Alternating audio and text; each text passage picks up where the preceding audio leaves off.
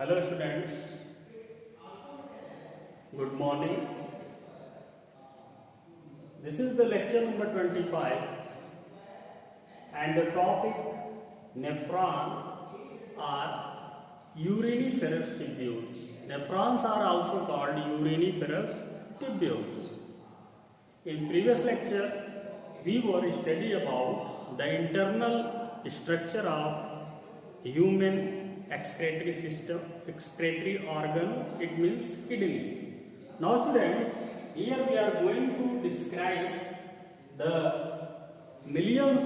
presence of millions tubular structures which are highly convoluted and known as the smallest structural and functional unit of each kidney called nephron or uriniferous tubules.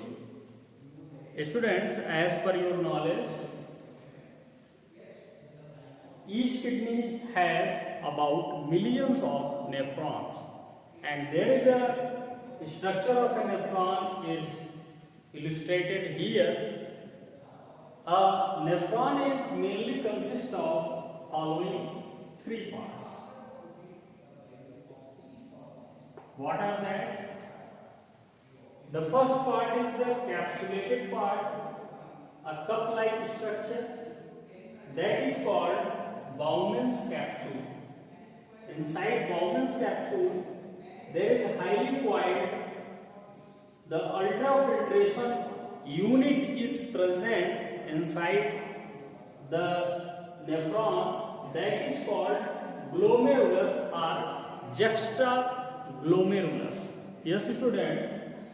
The glomerulus are also called juxtaglomerulus because they have very fine tube-like structures and of the selective permeable type that helps in filtering the substances that comes into the blood as well as the nitrogenous substances that are present in the blood.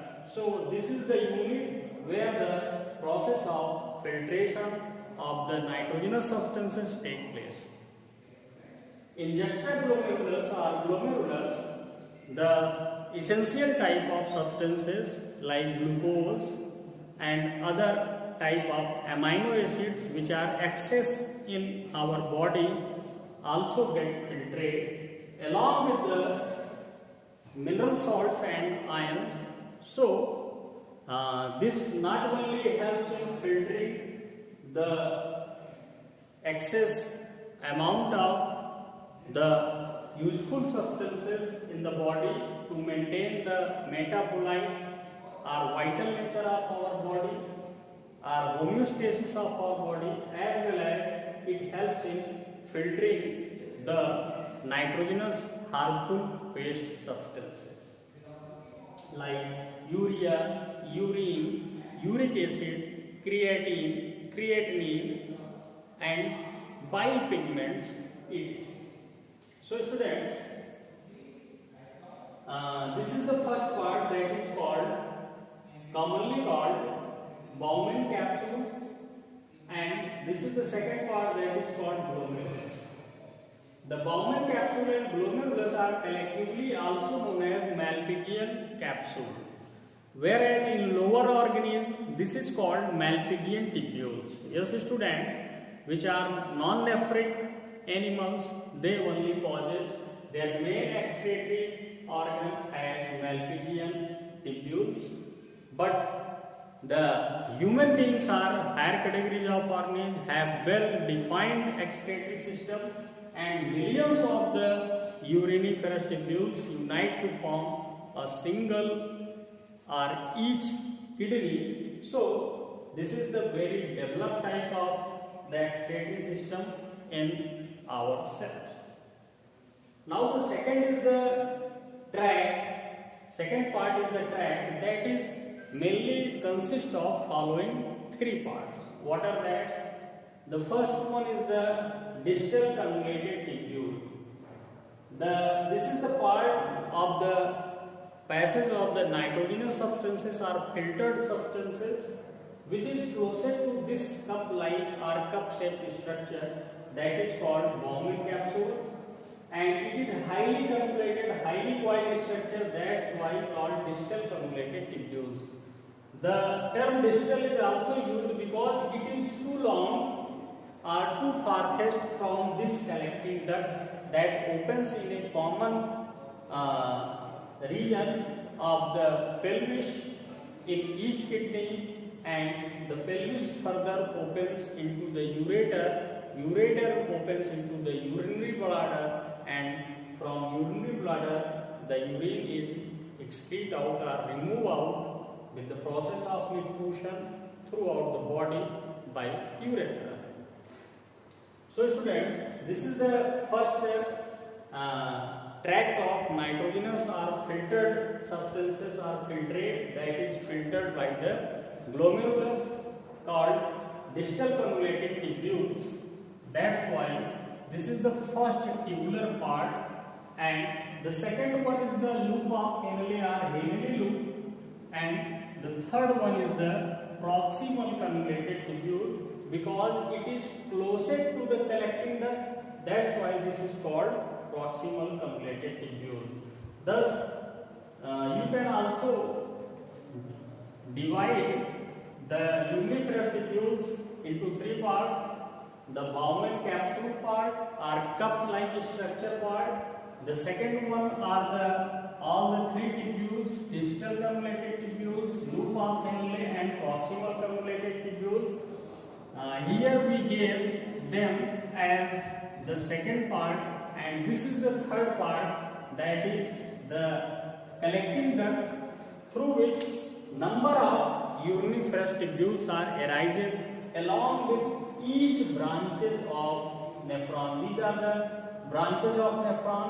Here a single nephron is illustrated, but there is millions of nephrons are pauses, thousands of nephrons pauses on each collecting duct, and there are thousands to million number of collecting ducts are present in each tube. Now students, what is the function of these ducts? At first, the efferent artery. What type of artery? Efferent artery. Through efferent artery, the urinated blood, or you can say that the blood containing nitrogenous waste, enters into the glomerulus, and glomerulus filter the nitrogenous waste substances as well as the glucose, the other types of salts, and some types of, you can say that, proteins which are available in rich amount in the blood, and they are excessive in our body, get filtered by the process that is called ultrafiltration. It means the process of ultrafiltration takes place inside the glomerulus. If it is asked where the process of ultrafiltration takes place, then you say that takes place in the glomerulus of the uriniferous tubule. Now, the filtered or filtrate body is passed through the distal cannulated tubules and enters through or with the help of descending limb. What? This is the descending limb of distal cannulated tubule.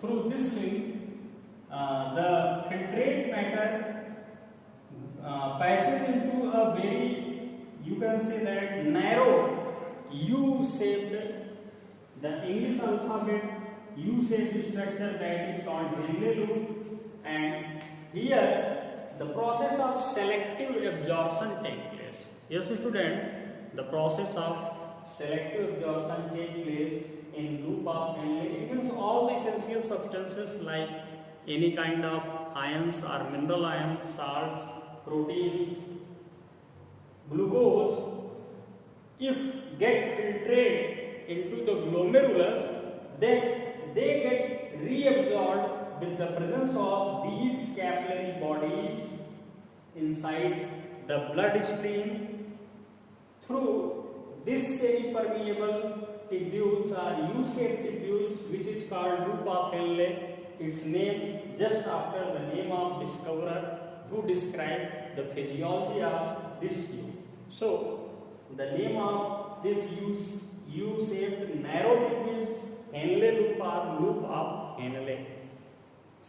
Thus, students, the filtrate matter is completely converts into the nitrogenous waste substance, or you can say that in the form of urine or uric acid, that further passes into the proximal cannulated tubules.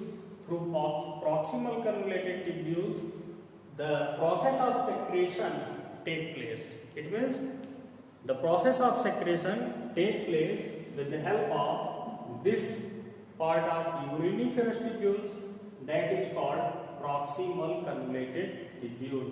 Now the filtrate matter is secreted. It means the urine is secreted inside the collecting duct, and lots of proximal cannulated tubule of the nephrons opens into the collecting duct that collects the urine, and it further passes the urine into the pelvis part of the kidney.